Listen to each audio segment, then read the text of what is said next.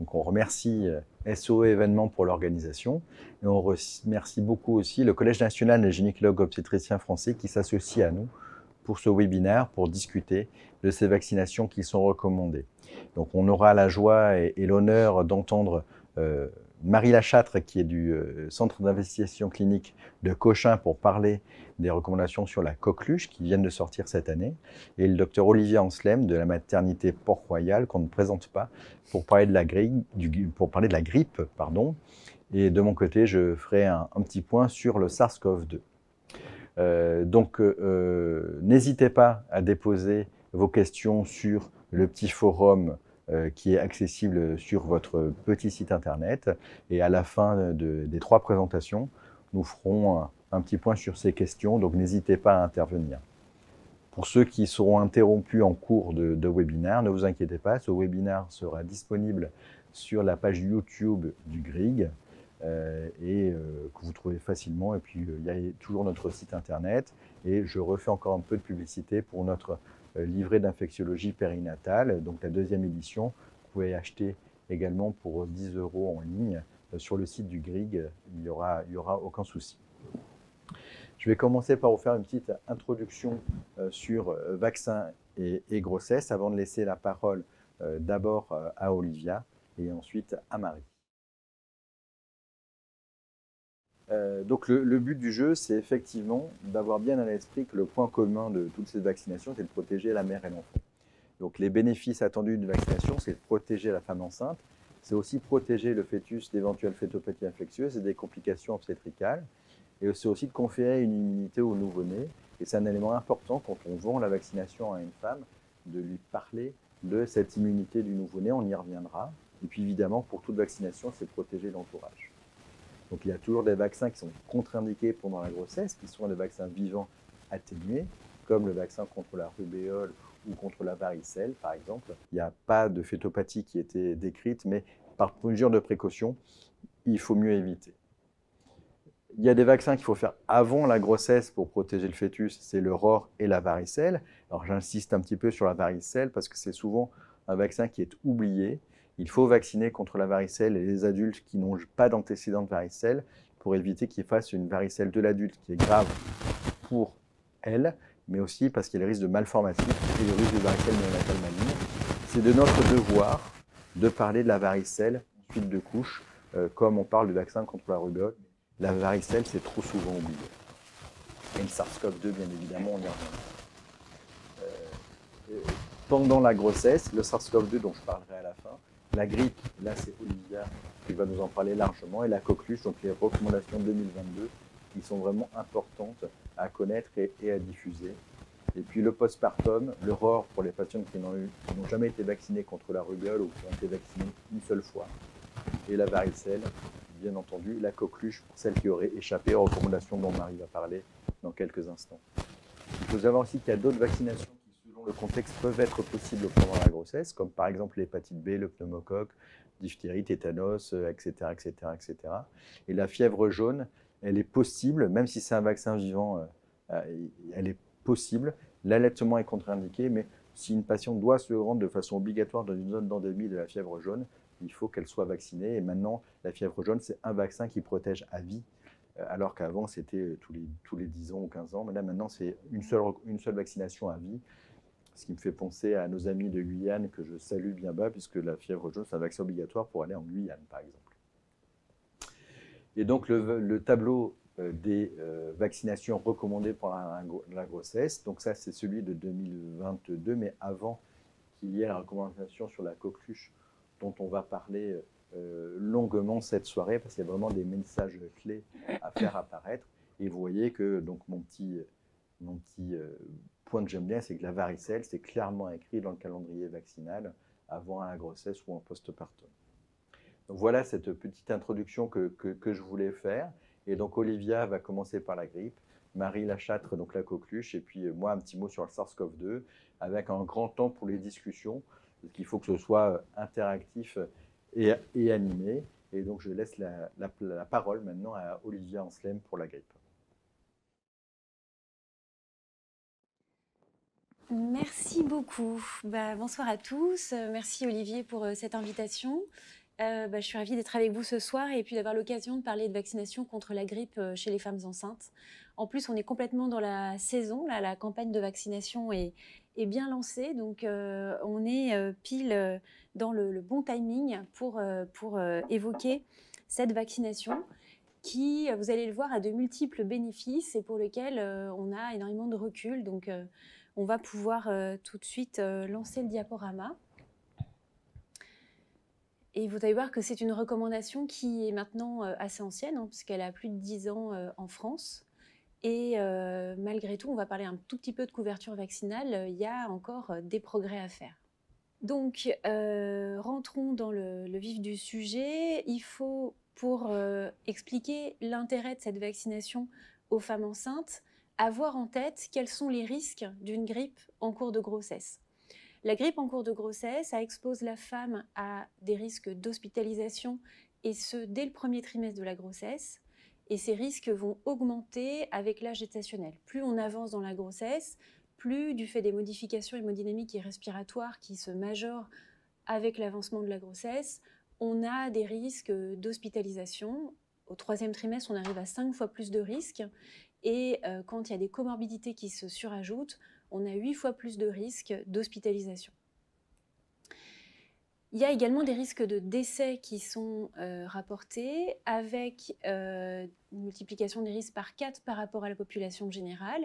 Et les femmes enceintes ont été identifiées comme faisant partie d'un des 3 groupes à risque majeur de décès, avec les personnes obèses et les asthmatiques. Sur le plan obstétrical, la grippe expose la femme à un risque de fausse couche quand on est sur un âge gestationnel peu avancé, mais également à de la prématurité, ce qui s'explique assez bien puisqu'en fait, un état inflammatoire systémique, ça peut avoir des conséquences qui peuvent induire des contractions, et donc on sait qu'on est plutôt aux alentours de 30% de prématurité chez les femmes enceintes qui font la grippe, et qu'on est bien au-dessus de ce qu'on doit observer dans la population générale.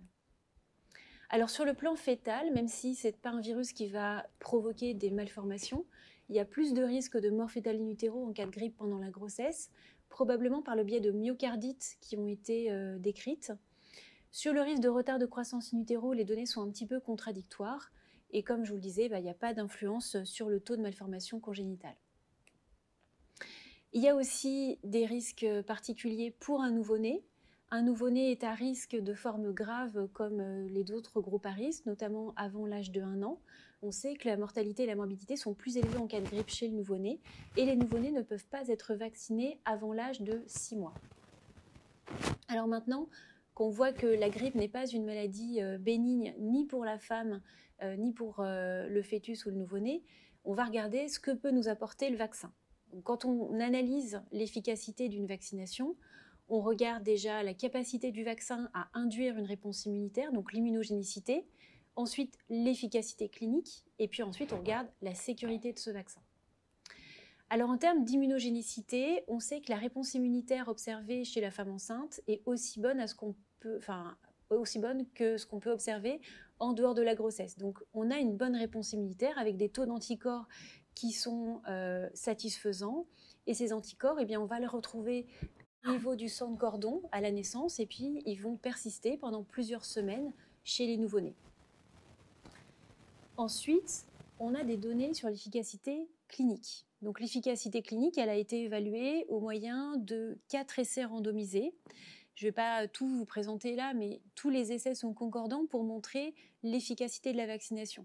Dans cet essai, par exemple, que vous voyez qui a été réalisé au Bangladesh sur des femmes au 3e trimestre de la grossesse, 316 couples mère-enfant qui ont été suivis jusqu'aux 24 semaines de l'enfant, on a une réduction des épisodes respiratoires fébriles chez les femmes de 36%, et chez les enfants, on a une réduction des grippes confirmées, des infections respiratoires fébriles et des consultations médicales. Donc ça, ce sont des études qui ont été faites à chaque fois contre placebo. Autre étude qui a été faite dans une population assez importante de plus de 2000 femmes séronégatives pour le VIH et en sous-groupe de femmes séropositives pour le VIH, on a une efficacité qui est démontrée sur les grippes documentées par PCR chez les femmes et chez les enfants. Et puis une troisième étude que je vous présente là rapidement sur des femmes enceintes qui ont été vaccinée au Népal. Donc il y a 2 années consécutives d'études avec soit le vaccin, soit le placebo. Et on a également une réduction des syndromes grippaux, une réduction des grippes virologiquement prouvées chez les nouveau-nés et même une réduction des petits poids de naissance. Donc voilà, toutes les données d'efficacité convergent pour démontrer une réduction des grippes documentées et une réduction des infections respiratoires fébriles chez les femmes enceintes et chez les nouveau-nés. Et aujourd'hui, pour ce qui est de la question de la sécurité, on a des données qui sont très abondantes. Au moment de la pandémie de 2009, il y a une grande quantité de femmes enceintes qui ont été vaccinées, plus de 300 000 femmes enceintes en Europe. Et on a pu à ce moment-là récolter beaucoup de données de pharmacovigilance. Et on sait que c'est une vaccination qui est bien tolérée pour la mère comme pour l'enfant, sans excès de risque de fausse couche, de perte fétale tardive, de prématurité ou de malformation. Et donc, quel que soit le trimestre de la grossesse, même si les données sont plus abondantes pour des vaccinations qui sont faites au 2e ou au 3e trimestre, depuis plus de 10 ans que cette vaccination est recommandée, on n'a pas d'alerte et on peut rassurer les femmes sur les risques éventuels d'une vaccination pendant la grossesse. Donc en 2012, il y a eu effectivement la publication de cette recommandation en France par le Conseil de la santé publique, une dose de vaccin antigrippal trivalent ou quadrivalent inactivé, administré par voie intramusculaire. Donc ça n'est pas un vaccin vivant. C'est pour ça qu'il y a cette recommandation qui a été proposée. On a les données d'efficacité et de sécurité. Et aujourd'hui, là, dans la recommandation, on parlait de vaccins trivalents, quadrivalents. Aujourd'hui, ce dont on dispose, c'est des vaccins quadrivalents, 2 sous-types contre la souche A et 2 sous-types contre la souche B. Et cette recommandation, donc, elle s'appliquait pour toutes les femmes enceintes, quel que soit le trimestre de grossesse, au moment de la campagne de vaccination. Il y avait également dans cette recommandation une vaccination pour l'entourage familial des nouveau-nés entre 0 et 6 mois qui auraient des facteurs de risque surajoutés de grippe sévère. Par exemple, les prématurés, notamment ceux qui ont des séquelles respiratoires, les enfants qui sont porteurs d'une cardiopathie congénitale ou d'un déficit immunitaire, qui auraient une pathologie pulmonaire, neurologique ou neuromusculaire. Alors, qu'est-ce qu'on a comme données en termes de couverture vaccinale ? Quand on regarde les données rapportées par l'enquête nationale périnatale, qui permet de faire une photographie de l'activité en France sur donc, tout le territoire, donc c'est des femmes qui sont interrogées dans le postpartum vers le printemps, donc en général ça avait lieu en mars, et donc on va savoir quelles ont été les vaccinations qui ont été réalisées au moment de la campagne de vaccination de l'hiver précédent. Donc par exemple, l'enquête de 2010 a permis d'interroger les femmes sur la question de leur vaccination contre la grippe en 2009. Mais en 2009, comme je vous le disais, il y avait la pandémie de grippe. Donc on avait un taux qui était à 29%. En 2016, qu'est-ce qu'on a constaté? C'est que sur les femmes qui ont été vaccinées pendant la campagne de vaccination de 2015, on n'a que 7% de vaccination des femmes enceintes. Et quand on regarde dans le détail les motifs qui expliquent que ces femmes n'ont pas été vaccinées, on voit en fait que seuls 25% des femmes avaient eu la proposition de vaccination, avec un taux de refus quand c'était proposé de 70%. Donc vous voyez, on était très en dessous en 2015-2016 des objectifs, puisque en général, quand on émet une recommandation pour protéger un groupe à risque, on est plutôt à 75%. Alors, on a d'autres façons d'évaluer cette couverture vaccinale, par exemple, en regardant les rapports de l'enquête nationale confidentielle sur les morts maternelles, qui, pour la période 2010-2012, sur 22 morts maternelles liées à une infection, a montré que 5 étaient en lien avec la grippe et toutes chez des femmes qui n'étaient pas vaccinées. Les dernières données qui viennent d'être publiées de l'enquête sociale périnatale de 2021, donc qui vont nous permettre d'avoir des informations sur la campagne de vaccination grippe de l'automne 2020, montrent qu'on a un taux de vaccination en France pour les femmes enceintes contre la grippe de 30%. Donc 30%, c'est mieux que la dernière enquête nationale périnatale, mais on est encore très loin des objectifs. La vaccination a été proposée chez 59% des femmes enceintes, on est en progrès. Et les motifs de non-vaccination, ça reste le fait que ce ne soit pas proposé le plus souvent, c'est la première cause, que les femmes ont parfois peur d'effets défavorables pour leur bébé, et qu'il y a une méfiance vis-à-vis des vaccins. Alors attention, peut-être que cette année-là, en plus, c'est une année particulière. Il y avait le contexte de l'épidémie de Covid, il n'y avait pas encore le vaccin disponible. Est-ce qu'à ce moment-là, les femmes ont été plus favorables à se faire vacciner contre la grippe parce qu'elles n'avaient rien d'autre? C'est une possibilité, il va falloir continuer à explorer ces motifs et puis la couverture vaccinale sur les années qui viennent. Alors, ce qui est intéressant quand même dans les résultats de cette enquête, c'est qu'on voit que la part de vaccination faite par les sages-femmes était en augmentation. Donc, peut-être qu'elles sont plus convaincues, plus partie prenante dans cette vaccination. Elles ont en tout cas un rôle à jouer qui est considérable. Si on compare à d'autres pays, clairement, on fait moins bien que nos voisins européens, on fait moins bien que les Américains. Donc voilà, on voit qu'on a probablement une marge de progrès. On a à peu près 42% en Grande-Bretagne, 47% en Belgique, les Américains 61%. Alors quels sont les freins à cette vaccination? Est-ce que par exemple le fait de savoir que la maladie peut être grave permet de faciliter l'information et d'encourager les femmes à se faire vacciner, c'est pas suffisant. Là, ce que vous voyez, c'est que même parmi les femmes qui savent que la grippe peut être grave pour elles ou pour leur bébé, il y a encore une grande proportion, là, à peu près 2/3 des femmes dans la colonne de gauche là, de ce diagramme que vous voyez à gauche, 2/3 des femmes qui sont plutôt défavorables à la vaccination. Et on l'avait réévalué avec Vivien Alessandrini au cours d'une étude. On voit que même quand les femmes savent que pour certains groupes à risque, par exemple les femmes enceintes, les femmes porteuses d'une pathologie chronique, les nouveau-nés, quand on sait que c'est quand même à risque pour ces populations-là, pour autant, c'est pas pour ça qu'on va être vacciné. Donc, ça n'est pas suffisant de savoir que la grippe peut être grave. Ce qu'il faut, c'est clairement avoir reçu une information. Là, vous voyez, on a regardé quels étaient les facteurs associés à la vaccination des femmes enceintes. On voit que le fait d'avoir été suffisamment informé, de juger qu'on a été suffisamment informé, bien sûr, c'est un facteur très important pour ensuite que la femme soit vaccinée. Mais ce qui est aussi très important, c'est la source de cette information. Si les femmes sont informées par leurs consultants, il y a beaucoup plus de chances qu'elles soient convaincues de la vaccination que si elles sont informées par les médias, Internet, les réseaux sociaux, par leur famille, leur entourage. Elles ont une relation de confiance avec le médecin, la sage-femme qui les suivent, et donc elles vont beaucoup plus écouter la recommandation quand elle vient de leur consultant.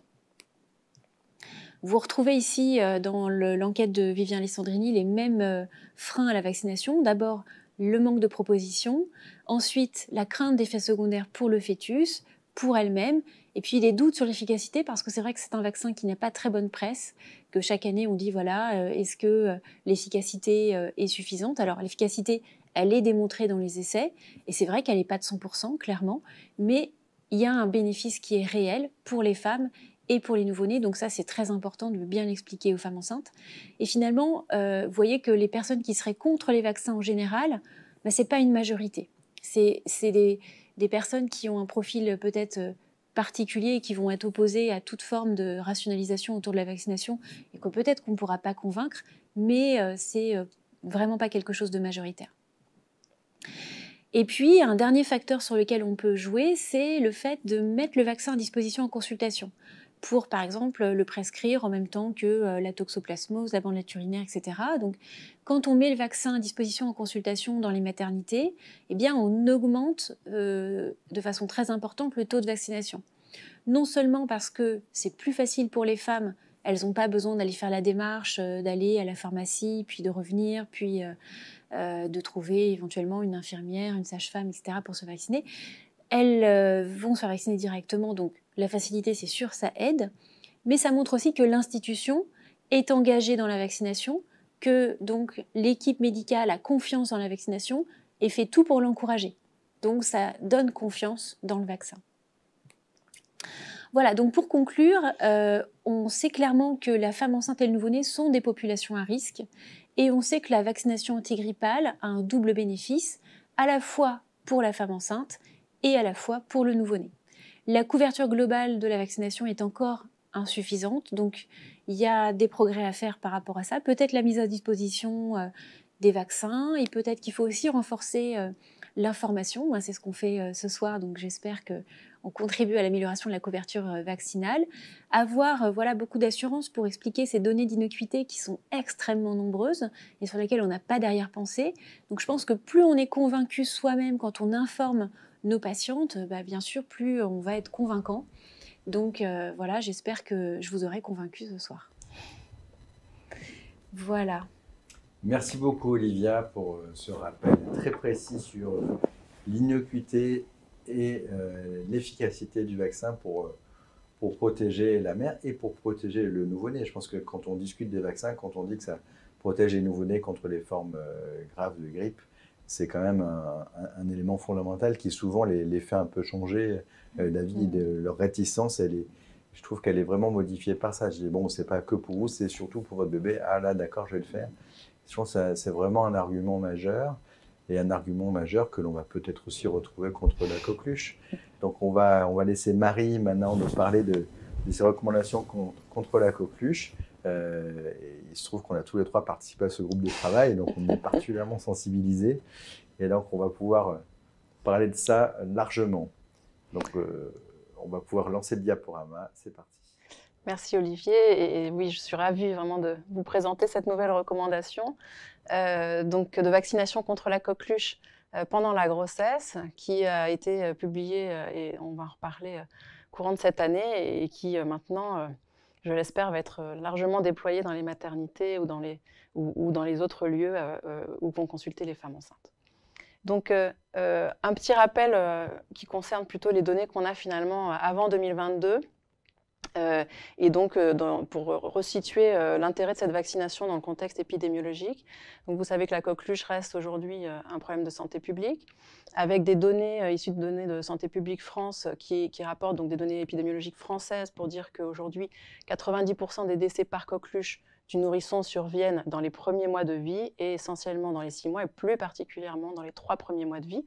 Et c'est un âge auquel l'enfant, avant 2022, n'était pas encore, enfin, n'est toujours pas vacciné, mais en tout cas n'a pas bénéficié des anticorps de sa maman pendant la grossesse, et donc du coup est complètement dans une fenêtre où il n'a pas de protection liée à une quelconque vaccination, puisque le schéma vaccinal du nouveau-né, la primo-vaccination, commencera à partir de 2 mois, et on a un bénéfice de la vaccination à partir de 3 mois. Donc dans cette fenêtre-là, on sait que l'enfant est très à risque de contracter une coqueluche grave, et 90% des décès par coqueluche ont lieu sur cette période-là. Alors vous avez peut-être entendu parler d'un réseau qui s'appelle le réseau Renacoq, qui est un réseau français hospitalier de cliniciens et de biologistes qui recense les cas de coqueluche avec, donc sur les dernières données qu'on a, entre 1996 et 2015, plus de 2600 cas rapportés. Et puis, sur le point sur lequel il me semble essentiel de discuter, c'est que le réservoir, et ça c'est très bien décrit dans la littérature, c'est essentiellement l'entourage familial. Et quand je dis essentiellement, c'est plus de 50% des cas, les parents qui vont être contaminer leur enfant, et essentiellement d'ailleurs la maman. Dans 25% des cas supplémentaires, c'est la fratrie. Et puis ensuite, c'est l'entourage proche, donc ça peut concerner les gardes d'enfants, les personnels de crèche, les grands-parents, tous ceux qui vont être en contact direct de l'enfant, puisqu'en fait, l'adulte, en faisant une forme post-symptomatique et en perdant l'immunité qu'il a pu acquérir pour les vaccinations antérieures, va risquer de recontaminer l'enfant en faisant une forme de coqueluche qui finalement est asymptomatique ou très peu symptomatique, qui n'est pas dépistée et qui donc contamine l'enfant dans une période de sa vie où il n'est pas protégé par la vaccination. Alors, avant 2022, finalement, la stratégie, comme vous le savez, c'était la stratégie du cocooning, alors qui est toujours en place, on en reparlera, et qui, en fait, avait pour but de protéger l'entourage proche du nourrisson, toujours dans ce contexte où, finalement, l'entourage proche reste le réservoir de la coqueluche et reste l'agent contaminant le plus à risque pour l'enfant. Et donc ça, cette stratégie du cocooning, elle a été mise en place en France en 2004, et puis elle a été déployée parce que les couvertures vaccinales restaient insuffisantes aux jeunes adultes et au personnel de santé à partir de 2008. Alors, elle a permis d'augmenter quand même et d'améliorer les couvertures vaccinales en France, et on voit sur les dernières données que je vous montre en bas de cette diapositive que les mamans d'enfants de moins de 12 mois étaient couvertes avec une couverture vaccinale qui est estimée à 61%, versus 20-30% avant la mise en place de cette stratégie du cocooning, donc dans les années précédentes, et puis les conjoints, 42%. Donc ça reste quand même des chiffres qui sont plus intéressant que ça ne l'a été avant la stratégie du cocooning, mais qui reste largement insuffisant, et en tout cas largement insuffisant pour protéger de façon efficace les nourrissons. Et puis ensuite, si on regarde les couvertures vaccinales des personnels de santé, alors là, c'est beaucoup plus intéressant, mais ça reste, à mon sens, mais on peut en discuter, imparfait, avec globalement des personnels qui sont couverts aux alentours de 80%, mais on voit que pour les aides-soignants, aides-soignantes, eh bien, la couverture reste insuffisante en France, avec sur cette dernière évaluation une couverture à 57%. Alors, avant finalement la mise en place de cette recommandation sur le territoire français global, on a eu cette épidémie en 2017-2018 dont vous avez peut-être entendu parler sur le territoire de Mayotte, qui est survenue avec 27 cas rapportés, dont 2 décès d'enfants, et à chaque fois dans un contexte de couverture vaccinale insuffisante. Et donc, il y a eu une saisine de la DGS à ce moment-là pour mettre en place une recommandation dans l'urgence permettant la vaccination des femmes pendant la grossesse, et ce à partir du 2e trimestre, et pour essayer de lutter contre cette épidémie qui avait entraîné des décès de nourrissons dans un contexte de couverture insuffisante. Donc cette recommandation à Mayotte, elle a été mise en place en mars 2018, et puis suite à cette recommandation, l'idée a été sur la saisine de la DGS toujours, mais d'étendre cette recommandation à l'ensemble du territoire français. Et donc, à partir de 2019, c'est devenu une priorité pour la CTV de la HAS. Donc, la CTV, c'est la Commission technique des vaccinations, qui valide donc les recommandations vaccinales en France. Et en sachant donc qu'après 2019, comme vous le savez, bien sûr, il y a eu la pandémie, donc qui a retardé un peu la mise en place de cette recommandation. Mais on est assez heureux de pouvoir enfin vous la présenter en 2022. Donc, c'est une recommandation qui a pu s'appuyer sur les données qu'on avait à l'étranger, puisque de nombreux pays recommandent cette vaccination depuis longtemps, on va en reparler. Et c'était une recommandation émise par l'OMS déjà, et qui devait donc pouvoir s'appliquer dans de nombreux pays. Et l'idée, c'était de venir renforcer, d'apporter un outil nouveau et complémentaire pour protéger les nourrissons, les nouveau-nés et les nourrissons contre la coqueluche. Donc, sur quoi repose finalement cette recommandation? Et l'idée, quand on est parti pour le travail de cette recommandation, c'est de faire un peu un état des lieux de ce qu'on avait déjà comme données. Et donc, on avait des données d'immunogénicité, donc de réponse immunitaire conférée à la maman qui est vaccinée pendant la grossesse.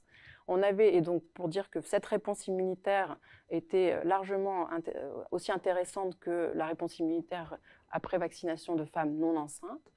On avait également des données de sécurité et de tolérance pour cette vaccination réalisée pendant la grossesse, des données d'immunogénicité conférées aux nouveau-nés, aux nourrissons suite au transfert transplacentaire des anticorps maternels, et puis des données d'efficacité chez le nouveau-né et le nourrisson. Alors ici, je vous ai mis les références d'études, qui sont absolument pas exhaustives, mais en tout cas, c'est des études, on va dire, un peu marquantes qui appuient ces données-là. Et donc, pour revenir plus en détail sur ces données-là, vous avez ici une méta-analyse qui va rapporter les données d'immunogénicité, une faute dans l'immunogénicité, vous ne m'en montrez pas, mais voilà, et d'efficacité du nourrisson. Donc c'est une méta-analyse assez récente, puisqu'elle date de janvier 2022, qui se base sur des études assez solides, notamment 6 essais cliniques randomisés, rapportant donc les données de 700 couples mère-enfant, 3 cohortes prospectives, à peu près 400 couples mère-enfant. Et l'idée a été d'évaluer la réponse humorale. Donc ici, si vous êtes intéressé pour regarder ce papier, j'ai précisé, vous savez, donc dans la vaccination, aujourd'hui, ce qu'on a comme vaccin, c'est des vaccins combinés. Alors en France, on a des vaccins qui sont combinés à diphtérie, tétanos et polio. Et dans beaucoup d'autres pays, on n'a pas la valence polio, et finalement, on a des vaccins trivalents, diphtérie, tétanos, coqueluche. En France, seuls des vaccins quadrivalents, diphtérie, tétanos, coqueluche et polio, sont présents. Et dans la valence coqueluche, finalement, on a plusieurs antigènes, puisque le vaccin est composé de plusieurs antigènes. Et parmi les antigènes qu'on analyse dans ces réponses immunitaires, c'est l'antigène PT pour toxine pertussique, le FHA pour hémagglutinine filamenteuse et PRN pour pertactine, juste pour que vous ayez ces grandes données, mais c'est ce qui a été étudié. Et donc, on a regardé la réponse humorale chez les enfants nés de mères vaccinées pendant la grossesse, en comparaison à ceux qui étaient nés de mères non vaccinées. Et ici, vous voyez donc à la fois sur les données des essais cliniques randomisés, mais également des cohortes, eh bien c'est assez net. Dans chaque cas, la réponse immunitaire qui a été évaluée chez les enfants à la naissance est très en faveur du groupe vacciné, avec une réponse élevée et significativement augmentée par rapport à la réponse immunitaire des enfants nés de mères non vaccinés pendant la grossesse. Ensuite, si on regarde de la même façon l'incidence de la coqueluche chez ces enfants-là, eh bien, on voit qu'elle est en baisse chez les enfants qui ont pu bénéficier de la vaccination maternelle pendant la grossesse. Et il y a une période de vie où ils n'ont pas eu encore accès à la primo-vaccination des enfants des vaccinations de l'enfance. Donc en gros, cette méta-analyse très importante a pu montrer que, mais parmi d'autres papiers qu'on a également sur ces données-là, que les titres en anticorps étaient plus élevés chez les enfants nés de mères vaccinées pendant la grossesse, à la fois sur les analyses qui étaient faites sur sang périphérique, mais aussi sur sang de cordon, donc en faveur du bénéfice du transfert transplacentaire. Et puis enfin, l'incidence de la coqueluche chez ces nourrissons de moins de 3 mois était diminuée, significativement diminuée, donc vraiment un intérêt pour ces enfants. Si on regarde maintenant, et c'est bien sûr une question, les données de sécurité de cette vaccination pendant la grossesse, je vous ai montré ici une revue récente des données donc, de sécurité tant chez l'enfant, chez la maman pardon, que chez l'enfant, le fœtus et le nouveau-né. Et il n'y a aucun signal pour dire qu'il y ait des problèmes de sécurité liés à cette vaccination. On a également pu, alors vous voyez ici que à la fois chez la maman, donc c'est en termes de décès, c'est en termes d'éclampsie, prééclampsie, d'événements cardiovasculaires, de diabète éventuellement gestationnel, de menaces d'accouchement prématuré ou autres atteintes du système reproducteur. Et puis chez l'enfant, c'est la mortalité fœtale, c'est la mortalité à la naissance, c'est les éventuelles surveillances d'encéphalite ou autres événements, et vraiment aucun signal pour dire que cette vaccination pose des problèmes de sécurité. Enfin, on a aussi les données d'autres pays qui recommandent cette vaccination maintenant depuis de nombreuses années, et on n'a aucun signal pour dire que cette vaccination pose des problèmes de sécurité. Et puis pour le territoire français, on a pu bénéficier de la recommandation de Mayotte depuis 2018, et l'ANSM n'a rapporté aucun signal de sécurité depuis la mise en place de cette recommandation. Ensuite, sur les données de tolérance, donc cette revue assez récente de 2019, qui rapporte à partir de 15 études des données d'essais cliniques prospectives, des données de base de données, et en fait des données qui colligent les données obtenues à partir de plus de 200 000 femmes enceintes. Donc globalement, dans les événements indésirables, eh bien, c'est essentiellement des événements locaux qu'on peut voir et qui sont des événements classiquement connus dans le cadre de vaccination, donc c'est-à-dire des rougeurs au point d'injection, des douleurs au point d'injection, un peu d'érythème, je vous l'ai dit, ou d'hémangiaison, d'induration. Et donc globalement, ces effets indésirables locaux sont ceux qui surviennent le plus après la vaccination, mais avec une incidence qui est comparable entre les femmes enceintes et les femmes non enceintes. La différence qu'on peut noter peut-être par rapport aux femmes donc non enceintes qui bénéficieraient de la vaccination, c'est la survenue de fièvre, qui reste plus fréquente lorsque la vaccination est faite pendant la grossesse, avec un facteur qui a été identifié ici à 5 fois plus fréquent. Mais pour essayer en tout cas pour vous rassurer, l'intensité de ces fièvres n'était pas majeure, et l'intensité de l'ensemble de ces événements indésirables était très largement d'intensité légère, donc sans risque particulier ou menace particulière ni pour l'enfant ni pour la grossesse. Alors ensuite, les autres données qu'on pouvait avoir dans le cadre pour établir cette recommandation, c'était la période optimale. Donc on a pu, et c'est l'avantage quand une recommandation est faite un peu tardivement par rapport aux autres pays, bénéficier de l'expérience des autres pays. Et donc avec différentes périodes de vaccination selon les pays, mais globalement plutôt à partir du 2e ou au 3e trimestre. Mais aucun pays aujourd'hui n'a recommandé cette vaccination au 1er trimestre, mais on pourra en reparler s'il le faut. Donc voilà, on a bénéficié de cette expérience-là. Ensuite, on a également des données de la littérature qui nous ont permis de définir qu'il était nécessaire de revacciner contre la coqueluche au cours des grossesses ultérieures. Ça, c'est aussi un point qu'on pourra discuter si vous le souhaitez. Et puis enfin, et vous savez qu'en France, il y a un point particulier qui est l'hésitation vaccinale, qui est connue pour de nombreux vaccins. Et donc, bien sûr, avant de mettre en place cette vaccination sur l'ensemble du territoire français, la question s'est posée de l'acceptabilité de cette vaccination, à la fois par les femmes et par les personnels de santé qui seraient amenés à la mettre en place et à la recommander. Et on avait, au moment de la rédaction de cette recommandation, des données de Loire-Atlantique qui avaient été publiées et qui avaient été rapportées à partir d'une étude faite en 2016 et qui étaient très en faveur de la vaccination, avec près de 80% des femmes qui étaient favorables à cette vaccination, et également près de 90% des personnels de santé qui étaient favorables à l'application de cette recommandation. On a ensuite, mais c'est des données qui restent encore non publiées, mais réalisé une étude sur cette acceptabilité en Île-de-France. Et dans les 2 cas, on approche des 90% d'acceptabilité. C'était des données antérieures à la mise en place de cette recommandation, mais donc très rassurantes et en faveur de cette recommandation. Alors vous voyez ici, mais la liste n'est pas exhaustive, hein, mais de nombreux pays qui ont pu mettre en place cette recommandation. Et vous voyez que nous, on la publie en 2022, mais ça fait près de 10 ans que des pays, y compris nos voisins belges, appliquent cette recommandation. Avec en face, vous voyez les périodes recommandées pour la vaccination, donc différentes périodes, mais globalement à partir du 2e trimestre et certains plus spécialement au 3e trimestre.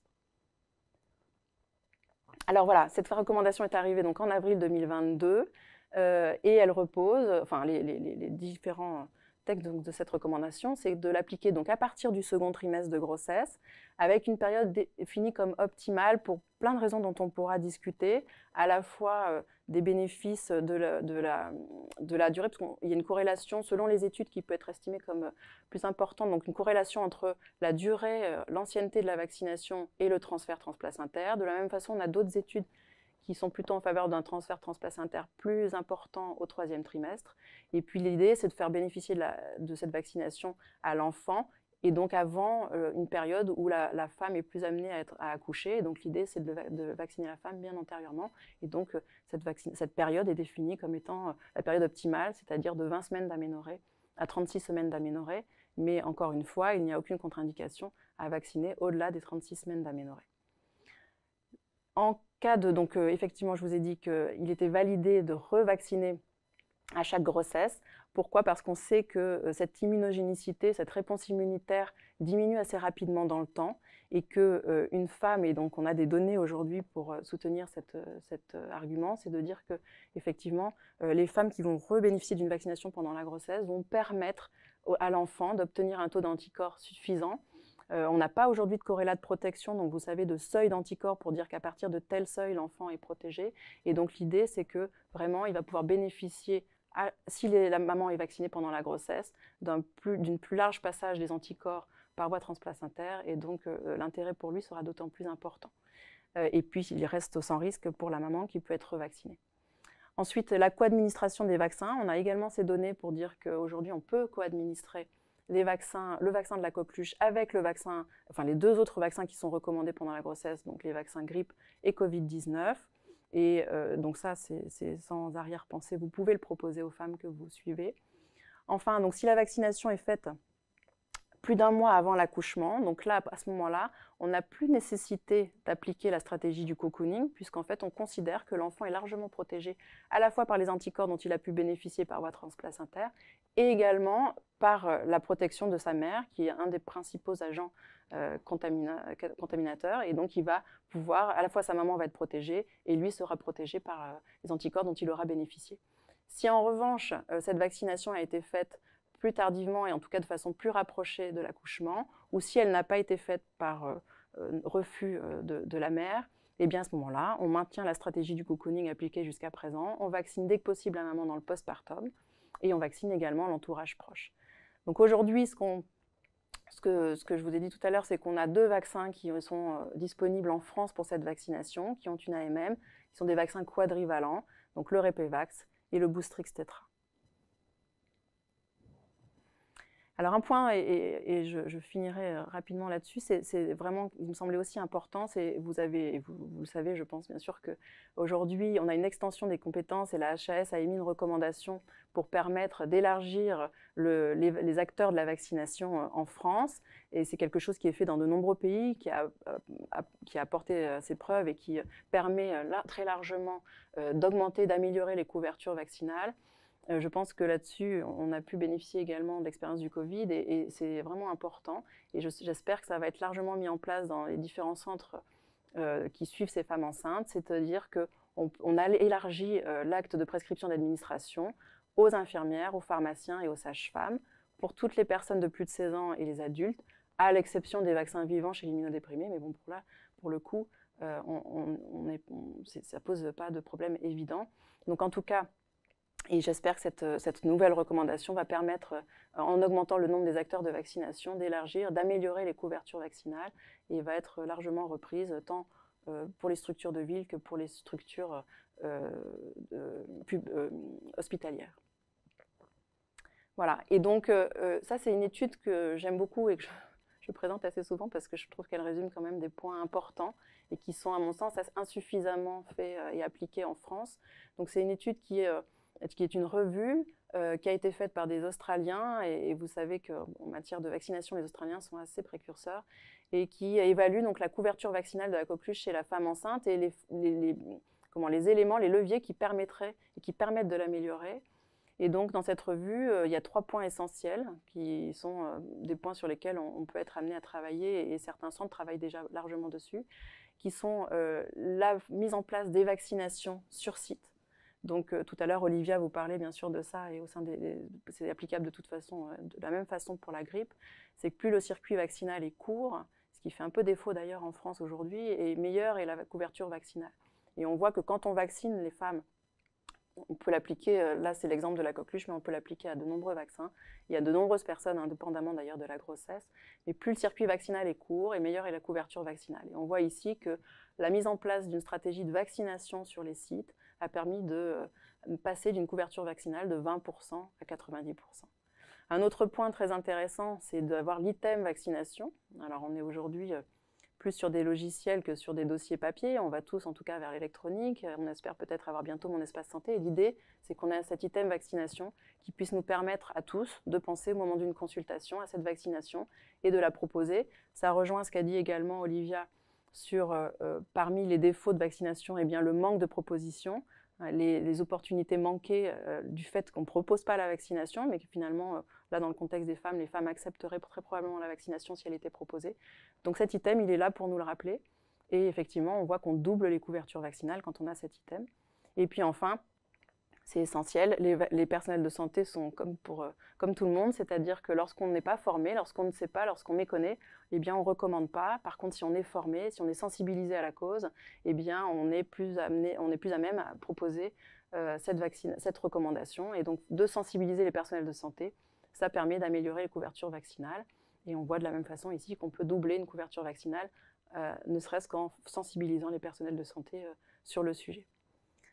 Voilà, je crois que j'en ai fini et donc j'espère vous avoir convaincu que cette vaccination est importante et qu'elle va apporter beaucoup de choses aux femmes et aux nourrissons dans les premières semaines de vie. Merci beaucoup. Oui, ici on est tous convaincus, c'est clair, que le public le sera aussi. Tu as tout très bien dit et résumé les recommandations qu'on a fait, qui sont quand même un gros pavé, qu'on peut recommander aux gens s'ils veulent lire le détail de tous les papiers, de l'argumentaire qui a été fait, qui est vraiment extrêmement détaillé sur tous les points. Et donc tout à l'heure, on en discutait avec Olivia, et on a souvent des appels de médecins, de sages-femmes, des mails qui ne comprennent pas certaines recommandations. Et la question qui revient le plus souvent, c'est pourquoi que le 2e trimestre? Pourquoi à chaque grossesse? Et je pense qu'il est important de rappeler que finalement, ce que l'on veut, c'est que les anticorps passent à travers le placenta, que les anticorps ils commencent à passer au 2e trimestre. Donc si on vaccine au 1er, les anticorps vont moins passer. Ce n'est pas que c'est dangereux au 1er trimestre. Évidemment, il n'y a aucun danger à vacciner au 1er trimestre. Ce n'est pas une précaution par rapport à la gravité au 1er trimestre. C'est que ça ne sert à rien pour avoir un passage d'anticorps qui est quand le placenta est le plus perméable aux IgG, donc à partir du 2e trimestre.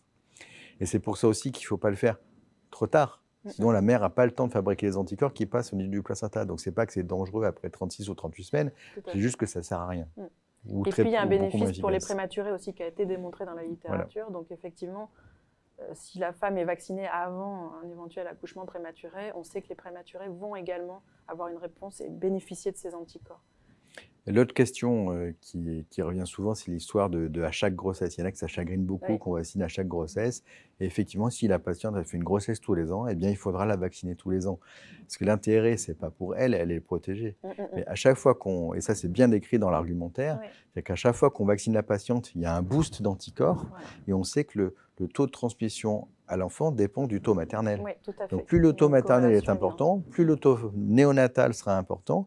Et comme les IgG ont une certaine demi-vie, plus ces anticorps vont persister jusqu'à ce qu'on arrive à la vaccination à à 2 mois. Oui, de l'enfant. Donc, si on ne fait pas ce boost, il y aura des anticorps puisque la mère est protégée, mais il n'y en aura pas assez pour que ça persiste jusqu'à 2 mois. Et ça, c'est vraiment un message fondamental à bien faire comprendre, c'est qu'il faut qu'on ait ce pic d'anticorps pour qu'il y ait un bon passage pour que ça dure jusqu'à 2 mois. Tout à fait. Et en termes de données de sécurité, on n'a rien qui nous alerte pour empêcher ça. Au contraire, vraiment, tous les signaux sont en faveur d'une revaccination pour les grossesses ultérieures. Et dans les études qui ont été publiées, il y en a pas mal qui ont été faites avec les vaccins tétravalents et pas avec les vaccins coqueluche seuls. On a les deux. Oui. Donc les données de sécurité sont valables sur les vaccins comme on a en France avec l'association DTP. Donc il n'y a pas de souci. On n'est pas le seul pays à faire cette vaccination-là des tétravalents. Hein. Il y a d'autres pays, notamment au Royaume-Uni, la Grèce aussi. Enfin, on n'est pas les seuls.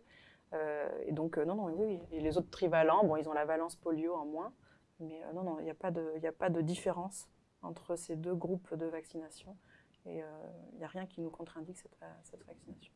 Il y a des pays qui ont vu disparaître la mortalité du nourrisson par la coqueluche. Alors ça, on a vraiment un bénéfice qui est démontré en termes de bénéfice sur la morbimortalité, que ce soit donc sur l'incidence, toute infection venue, également sur les hospitalisations et sur la mortalité. Donc ça, c'est pareil, on a bénéficié des recommandations qui sont appliquées dans d'autres pays maintenant depuis de nombreuses années. Et ces pays-là ont montré ce bénéfice sur la morbimortalité des enfants dans les premières semaines de vie avant qu'ils accèdent à la primo-vaccination. C'est très, très intéressant. Ouais, donc là, on a raccroché les wagons de recommandations de l'OMS, qui datent d'il y a une dizaine d'années, je crois, et aussi des recommandations de la FIGO, la Fédération internationale des gynécologies obstétriques, elles qui sont plus récentes, qui est datée de 2021 ou 2020, je ne sais plus. Mais 2021. Donc voilà, donc on est vraiment un peu en retard parce qu'il y a eu la Covid, parce que les premières réunions auraient dû lieu avoir en 2020, il s'est passé comme un truc en 2020 qui nous a empêchés de faire ces réunions. Mais en tout cas, donc, c'est vraiment, il n'y a aucune angoisse à avoir par rapport à cette vaccination. Et je trouve que l'expérience que j'en ai, moi, depuis que les recommandations sont sorties, c'est que c'est hyper facile à vendre comme vaccin. Oui.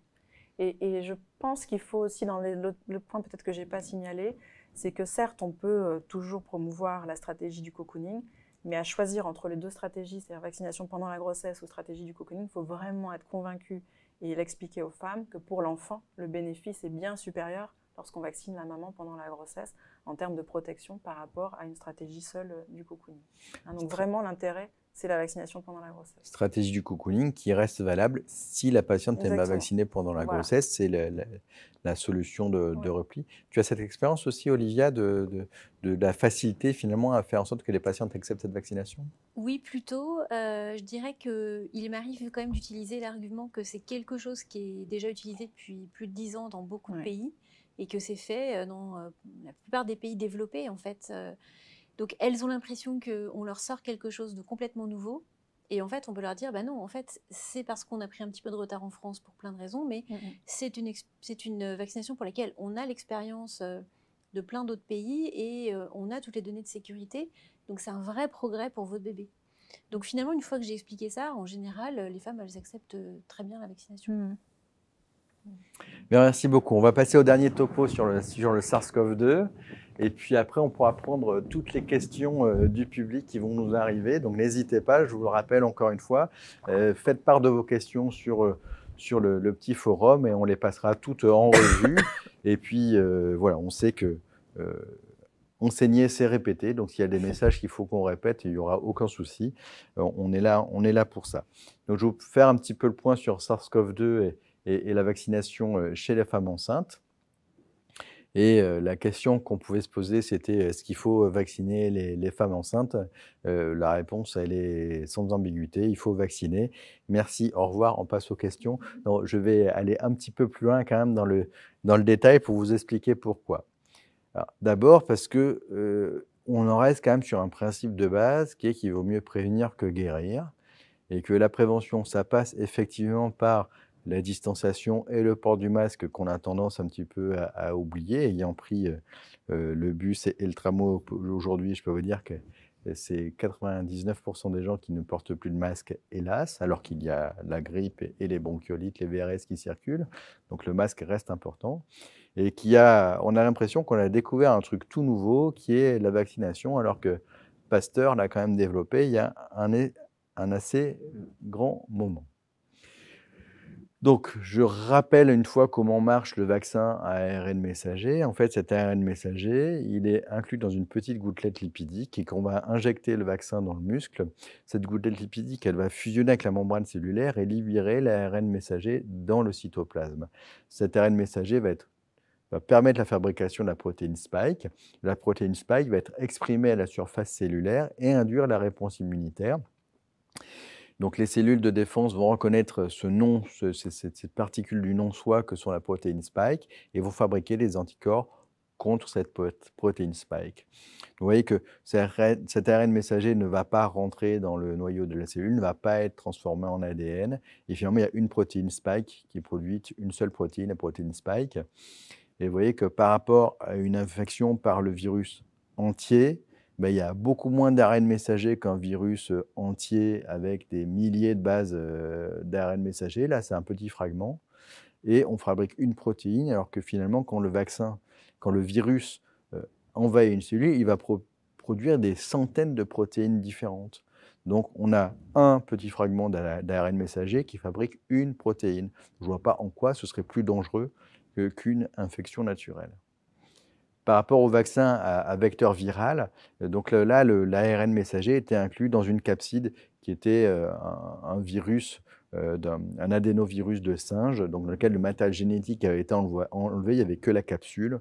Et sinon, après, le fonctionnement est assez similaire, mais c'est probablement cette capside virale qui était peut-être à l'origine des effets secondaires qui ont été décrits sur les vaccins qu'il utilisait. Donc on est sur les vaccins ARN messager avec l'enveloppe lipidique. Donc l'ARN messager, ce qu'on a tendance à oublier, c'est que c'est une molécule qui est extrêmement fragile. Quand on l'injecte, eh bien, cet ARN messager, il va disparaître en quelques heures et voire en quelques jours au maximum. Alors, effectivement, il y a des études qui disent qu'on a retrouvé un petit peu d'ARN messager dans le ganglion chez la souris, mais c'est assez anecdotique. Et encore une fois, c'est un tout petit fragment d'ARN et c'est quand même moins qu'un virus entier. Et la protéine spike, elle va persister quelques semaines sur la membrane des cellules. Voilà, il y a parfois chez la souris, on a retrouvé parfois la protéine spike qui circule un petit peu dans le sang, mais en tout cas, voilà, rien d'extraordinaire et rien de pire que le virus lui-même. Alors, quand on parle de vaccin, on a parlé d'abord est-ce qu'il y a des effets secondaires, donc la sécurité, puis après l'efficacité pour la mère et pour l'enfant. Un petit mot sur la tolérance de ce vaccin. Et en fait, on voit que quels que soient ces vaccins à ARN messager, une dose ou deux doses, les effets secondaires sont comparables à ceux que l'on trouve en population générale, c'est-à-dire un petit peu de fièvre, un petit peu de douleur, des choses comme ça. La question qui s'est beaucoup posée, c'est le risque de fausse couche attribué au vaccin.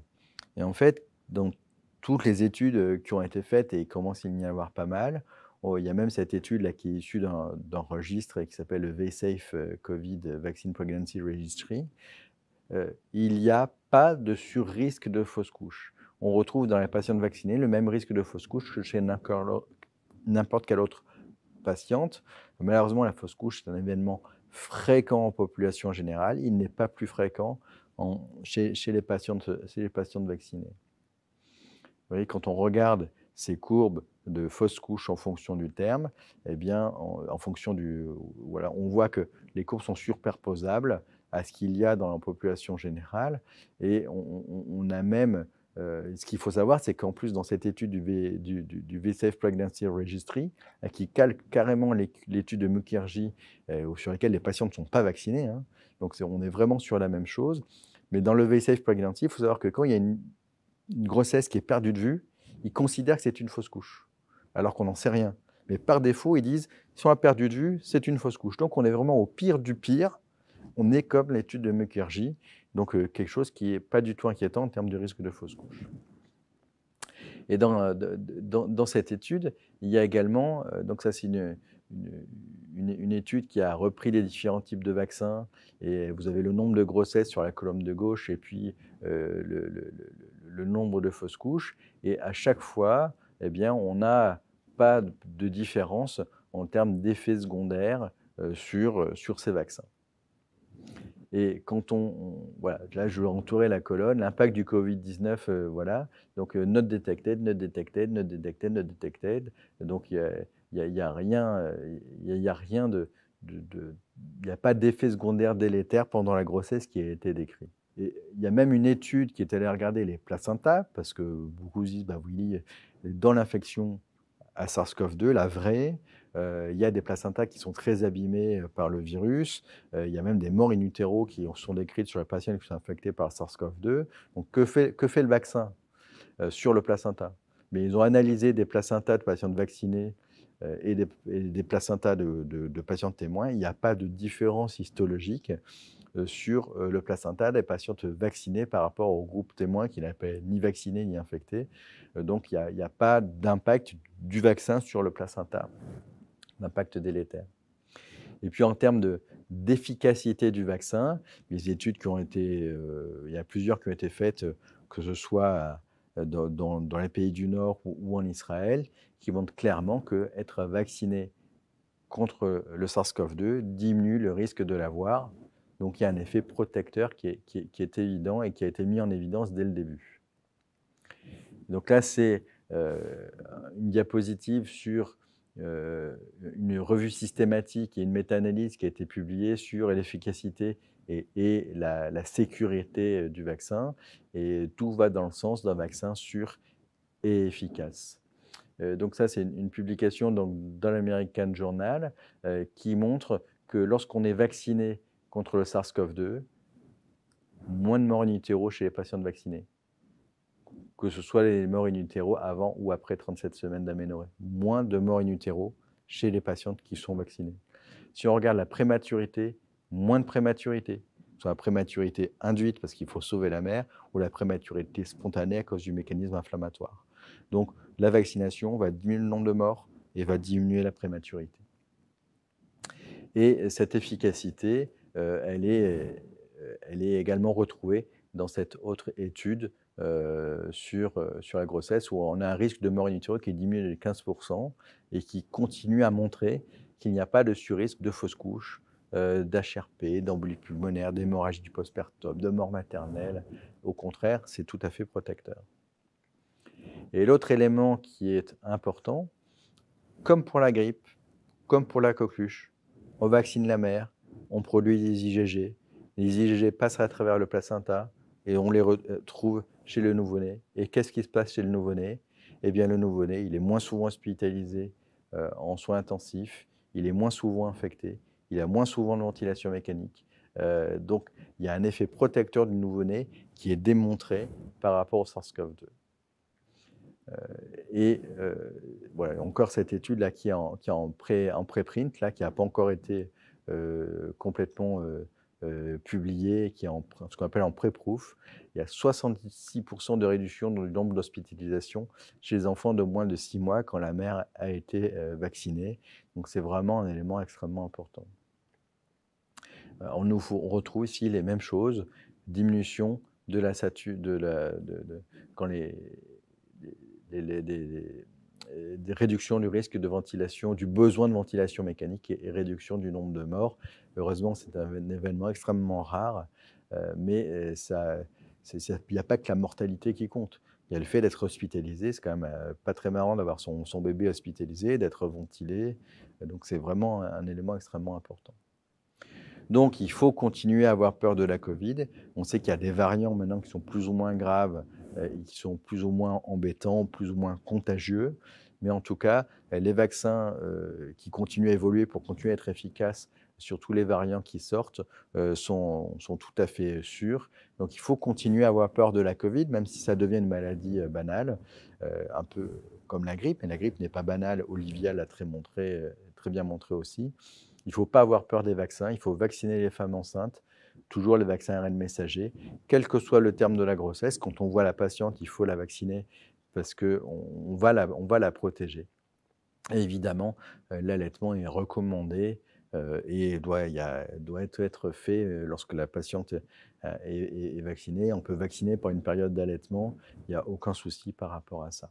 Donc voilà le petit rappel que je voulais faire sur SARS-CoV-2 et vaccination pendant la grossesse. Et comme tu l'as très bien dit, Marie, et tu l'as dit aussi, Olivia, on peut associer ces 3 vaccins. Voilà, donc c'est notre devoir en santé publique de promouvoir cette vaccination et de continuer à être vigilant par rapport à ça. Est-ce que vous avez des remarques par rapport à ce que je viens de dire sur la Covid? La recommandation de faire le rappel pour les femmes enceintes qui ont un rappel qui date de plus de 6 mois ou une infection Covid de plus de 3 mois. Donc là, c'est le petit point actualité. Donc le rappel il doit être fait avec un vaccin qui contient bien la souche Omicron BA4-5 pour qu'il soit encore plus efficace. Donc même les femmes qui ont une vaccination qui a été jugée complète, en ce moment c'est l'automne et on revaccine parce que le Covid n'a pas disparu. Voilà, c'est important. Effectivement, la recommandation vaccinale 3 mois, 6 mois, c'est valable chez tout le monde, et y compris, je dirais presque surtout, chez la femme enceinte, puisque voilà, depuis le début, on dit que c'est un virus respiratoire, donc c'est grave chez la femme enceinte. Malheureusement, ça s'est confirmé. Et il ne faut pas lâcher notre attention vis-à-vis de ça. Oui, c'est vrai qu'il y a certaines pensent qu'en l'absence de comorbidité, si elles ont eu la primo-vaccination 2 doses, puis un rappel à 6 mois, donc 3 doses en tout, elles considèrent que finalement c'est bon, elles sont protégées. Mais en fait, effectivement, elles sont éligibles au rappel s'il a plus de 6 mois de la dernière dose. 6 mois après le vaccin, 3 mois après l'infection. Et voilà, je pense qu'il faut avoir à l'esprit qu'on va beaucoup vacciner nos patientes. Voilà, la grippe, on le fait tous les ans. La coqueluche, ce sera à chaque grossesse. Et je pense que probablement que les années à venir, on aura le Covid à chaque grossesse aussi. Peut-être des vaccins combinés aussi. J'allais dire, peut-être des vaccins combinés, grippe, SARS-CoV-2, voilà, quelque chose qui est intéressant. Alors, je vais voir si on a des questions du forum. Donc, on n'a pas beaucoup de questions pour l'instant. On a des personnes qui nous remercient et qui nous saluent. Il y a des gens connus qui nous saluent et qui nous regardent, des membres du GRIC qui sont là. On a même des gens qui viennent du Tchad qui nous écoutent. C'est formidable. À quand une fiche info CNGOF GRIC sur les vaccinations recommandées pendant la grossesse pour compléter notre information orale? Alors, il y a une affiche coqueluche que le GRIG a fait, notamment grâce à Constance Bory, qui travaille à Robert Debré et qui fait partie de notre association. Cette affiche, elle est disponible sur notre site internet. Elle y est. Et puis, en termes de fiche info, ce n'est pas forcément une fiche, mais vous avez toutes les vidéos. Sur SARS-CoV-2, on en a fait pas mal. Sur la coqueluche, on en a fait une aussi que j'avais fait juste au moment où les recommandations sont sorties. Donc, sur les vidéos YouTube, il y a pas mal de choses que vous pourrez regarder et que vous pouvez voir. Et puis, voilà, il y a des choses qui soient assez didactiques avec des animations qui sont très bien. Voilà, donc effectivement, on essaie. C'est vrai qu'à chaque fois qu'il y a des recommandations, que ce soit le Haut Conseil de la Santé publique ou l'HAS, ils disent « faut faire des campagnes d'information ». Ouais. Après, on leur dit et « comment on les fait ?» Et ils nous répondent « démerdez-vous ». Parce qu'évidemment, on n'a pas d'argent de la part des autorités de santé pour faire ces campagnes de vaccination. On était content de voir quand même pour le SARS-CoV-2, c'est arrivé un petit peu tard, mais il y a eu des campagnes de vaccination où ils disaient bien la femme enceinte doit être vaccinée, mais ça c'est arrivé alors que la vaccination était déjà lancée depuis assez longtemps. Mais effectivement, il faut qu'on multiplie les façons d'informer les patientes. Hein. C'est vraiment multiplier les moyens. Oui, c'est quelque chose qui a été beaucoup dit au moment juste avant la publication de la recommandation coqueluche. Et largement insuffisamment en fait, parce que c'est vrai quand elle est arrivée, cette recommandation, elle n'a pas tellement été accompagnée en termes d'information. Donc c'est à chacun et à nous aussi de relayer cette information et puis au sein des équipes d'informer, toujours renouveler l'information. Je pense que ça peut aussi être fait au moment des campagnes de vaccination grippe, peut-être une fois par an, renouvelées, en couplant finalement les 3 vaccinations recommandées. Mais c'est vrai que c'est quelque chose qui est important pourtant de donner cette info. Et on sait que c'est à la fois de la formation pour les acteurs de la vaccination et puis de l'information aux femmes, parce qu'elles doivent rester un peu comme tous les patients. Et je pense à ça aussi quand je vois moi des patients immunodéprimés. Je trouve que vraiment, il qu'il faut les mettre au cœur de leur prise en charge et que si on sensibilise les femmes, si elles ont l'info, elles vont solliciter les personnels de santé qui vont se mobiliser. Donc c'est à la fois de l'info au personnel de santé puis de l'info aux femmes qui doivent, et je pense, vous le savez mieux que moi, sont particulièrement réceptives au moment d'une grossesse, aux messages qu'on peut transmettre. Enfin. Je pense qu'on a une bonne occasion quand on voit une femme pendant sa grossesse de donner ces messages parce qu'il y a aussi des femmes qui ne vont au contact du milieu médical qu'à l'occasion de leur grossesse. Et finalement, moi je suis quand même convaincue qu'elles veulent ce qu'il y a de mieux pour elles et pour leur bébé. Donc on a le même objectif, il faut les convaincre que notre objectif aussi c'est celui-là. Et on a des femmes parfois qui viennent en consultation en me disant « Et au fait, est-ce que je peux me faire vacciner ?» Et j'ai entendu parler. Donc voilà, j'ai quand même l'impression, ça c'est mon côté très optimiste, qu'on va dans le sens d'une amélioration des connaissances pour les femmes. Et puis nous, il faut qu'on leur dise, voilà, pour protéger votre bébé, comme on l'a dit tous les trois, je pense, c'est le message auquel elles vont être le plus sensibles en fait. Alors, il y a donc une question qui dit il faut donc faire ces 3 vaccins dès le 2e trimestre. Alors, la réponse est oui, clairement, il ne faut pas hésiter. Alors, la grippe, quel que soit le trimestre, si la femme elle est au 1er trimestre et que c'est le moment de la campagne de vaccination, il n'y a pas de restriction, il faut absolument la vacciner. Alors, c'est vrai qu'elle risque d'accoucher après l'hiver, si elle est au 1er trimestre en octobre, novembre. Donc, le bénéfice pour son enfant est peut-être moins important parce qu'il va naître après l'épidémie de grippe, mais pour elle, le bénéfice reste réel. Donc, pour la grippe en particulier, le timing est un petit peu différent et c'est quel que soit le trimestre au moment de la campagne de vaccination. On a un ami suisse qui nous fait remarquer qu'il est important de préciser qu'Omicron paraît banal, mais nous observons un taux d'hospitalisation non négligeable dû à ce variant chez la femme non vaccinée. Il est important de communiquer là-dessus, absolument. Omicron est moins grave, on a moins de patientes qui sont en réanimation, mais on a quand même des patientes qui font ces syndromes infectieux, qui sont hospitalisées. Donc ça, c'est clair qu'il n'y a pas de variant complètement anodin dans SARS-CoV-2. On ne sait pas d'ailleurs, peut-être qu'on a l'impression comme ça que Omicron va donner des formes moins sévères parce que la couverture vaccinale en France contre la grippe, contre la Covid est assez importante et peut-être qu'on a quand même une protection partielle. Mais l'argument justement de dire voilà, faites-vous ce rappel là à l'automne parce qu'en ce moment ce qui circule c'est du Omicron BA5 et qu'on a cette valence dans les vaccins qui sont disponibles, les bivalents. C'est assez intéressant pour les femmes à ce moment-là de faire le rappel pour être protégées justement contre Omicron. Et effectivement, je pense qu'il ne faut pas le banaliser. Et puis plus on s'éloigne du schéma de primo-vaccination antérieure, pour l'instant on ne sait pas encore combien de temps. Et puis ce qu'on sait c'est que dans le temps de toute façon, et puis quel que soit alors bien sûr quand il y a des facteurs de comorbidité encore plus rapidement, mais même chez les immunocompétents, il y a une décroissance qui se fait. Donc de toute façon, l'immunité n'est pas pérenne. Ça, alors justement, il y en a qui utilisent cet argument pour dire que le vaccin ne sert à rien, puisqu'il faut qu'on vaccine tous les 6 mois ou tous les 3 mois.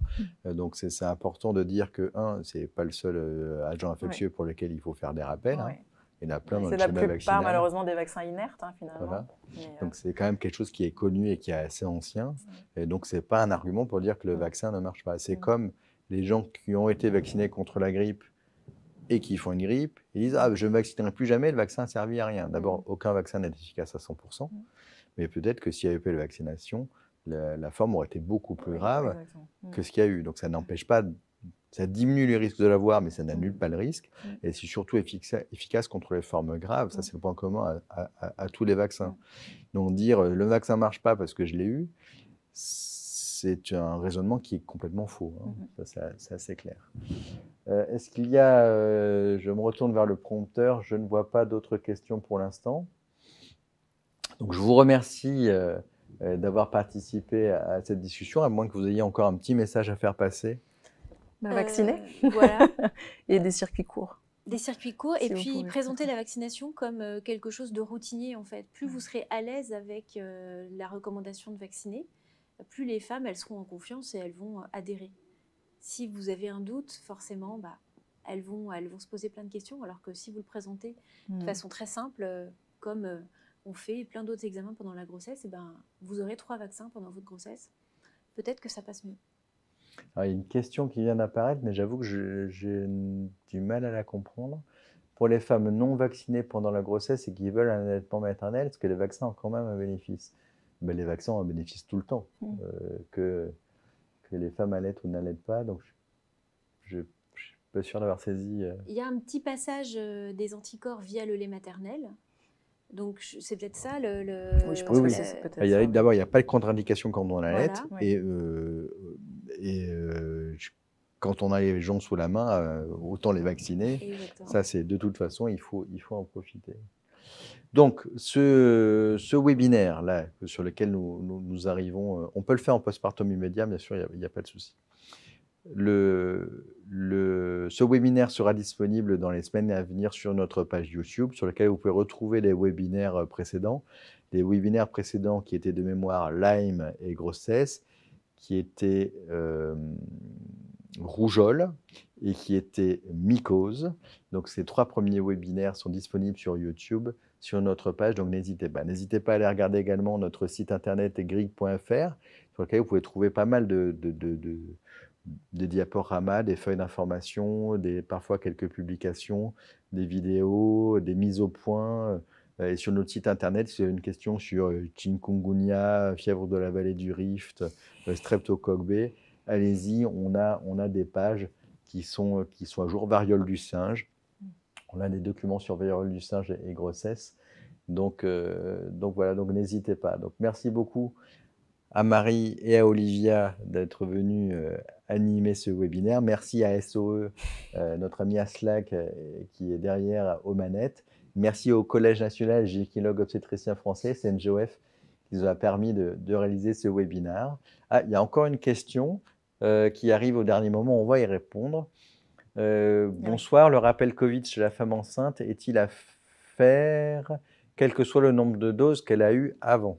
Oui, si ça fait plus de 6 mois, pardon, ça fait plus de 6 mois qu'elle a eu son dernier rappel, quel que soit le nombre de doses qu'elle a fait auparavant, il y a un intérêt, il y a une recommandation là pour qu'elle refasse un rappel avec le vaccin bivalent. Donc il y a une remarque d'une spectatrice qui dit qu'elle va présenter la vaccination grippe et Covid avec le versant fœtal en avant. Ça me paraît un élément important pour faciliter l'approbation. J'ai beaucoup moins d'acceptation de ces 2 vaccins par rapport à la coqueluche. Effectivement, la coqueluche, c'est plus facile que les 2 autres, je suis assez d'accord. Alors, il y a aussi un élément qui est fondamental, c'est qu'il faut qu'on arrive à convaincre les patientes. C'est d'autant plus facile qu'on a réussi à convaincre les médecins, les sages-femmes et le personnel médical. Pour certains, on a des taux de vaccination qui sont absolument cataclysmiques. Je pense notamment à la grippe. Et voilà, on a d'autant plus de légitimité pour vacciner nos patients quand on dit, ben voilà, moi je suis vacciné, je vous protège. Il y a vraiment important de garder à l'esprit qu'en étant vacciné, on diminue la chaîne d'infection, la chaîne de contamination. Donc se vacciner soi, c'est protéger les autres. Et ça, c'est vraiment fondamental. On est peut-être jeune et en bonne santé, sans comorbidité. On risque peut-être moins d'avoir une forme grave que les autres, quoique. Mais en tout cas, nous, soignants, ne pas se vacciner alors qu'on a des gens que l'on voit tous les jours qui ont des comorbidités et qui risquent de faire une forme grave, pour moi, je trouve que je n'ai pas peur des mots, c'est criminel pour nous soignants de ne pas être vaccinés. Voilà. Merci beaucoup. À bientôt pour le prochain webinaire, dont je ne connais pas encore le sujet, mais on va y réfléchir au sein du Grig pour savoir quel sera le sujet du prochain webinaire. En tout cas, là, comme l'a dit Olivia en introduction, on voulait faire ça parce qu'on est en plein dans l'actualité, puisque l'épidémie de grippe commence, la campagne de vaccination a démarré. Coqueluche, parce que c'est les recommandations qui sont sorties cette année. Et je pense que la Covid risque d'être d'actualité encore quelques temps, pour ne pas dire quelques années. Merci beaucoup et à bientôt.